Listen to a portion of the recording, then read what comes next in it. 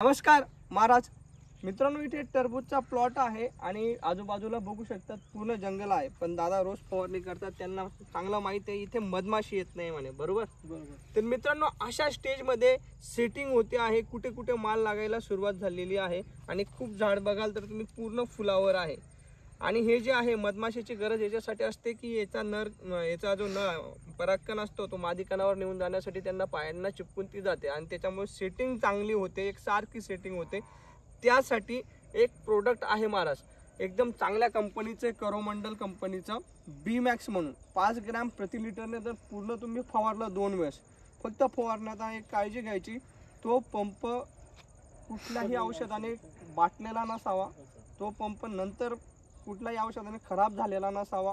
त्याला तुम्ही वापरताना तंबाखू वगैरे खाऊन वापरू नका त्या मटेरियलला, म्हणजे टाकताना किंवा काढताना, बस एवढी काळजी घ्या। आणि त्याला पूर्ण व्यवस्थित मारा, त्याच्या 2 दिवस पहिले, त्याच्या 2 ते 3 दिवस नंतर काही मारायचा प्रयत्न करू नका, तुम्हीही बिंदास करू नका।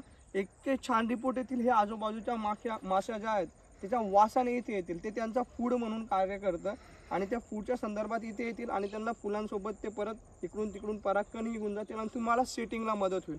कारण इकडे पाऊस खूप जास्त होतो आहे, मधमाशीचं प्रमाण इथे कमी आहे, तर यासाठी तुम्ही असे प्रयोजन करू शकतात। आणि राहिला विषय तर या अशा स्टेजमध्ये काय करायचं, ह्या जी स्टेज आहे जिथे कुठेतरी सेटिंग व्हायला सुरुवात झालेली आहे, फ्लावरिंग खूप आहे, तर तुम्ही अशा स्टेजमध्ये मित्रांनो, जर तुम्हाला काही गायडन्स नसेल किंवा तुमच्याकडे कोणी गाईड्स नसतील तर अशा स्टेजमध्ये तर इथून पुढे तुम्ही काय करू शकतात, तर इथे मित्रांनो तुम्ही करू शकतात 13-40-13 एकरी 5 किलो, त्याच्यामध्ये चांगल्या कंपनीचा मायक्रोन्यूट्रन अर्धा किलो आणि याराचं सीवीड घ्या एजी बूस्ट म्हणून, ते अर्धा लिटर।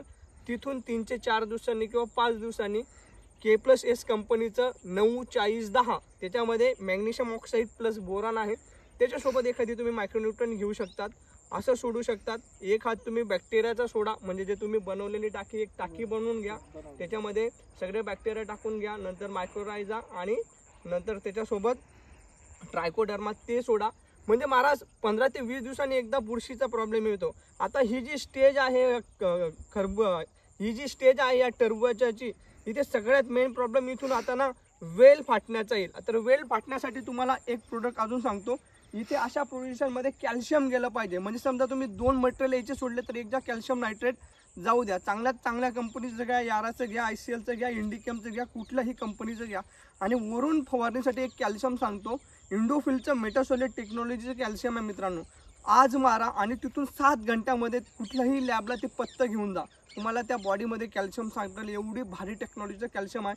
आणि अशा कमी दिवसाच्या पिकांसाठी ते कॅल्शियम अत्यंत भारी आहे, त्याच्यामुळे काय होईल, तुमची याची ग्रोथ चांगली होईल। आता इथे जो दिसतं आहे वाढ वगैरे, हे रोपाचं असल्यामुळे याची वाढ कमी आहे, तर याच्याने तुम्हाला वाढ वगैरे चांगलं दिसेल।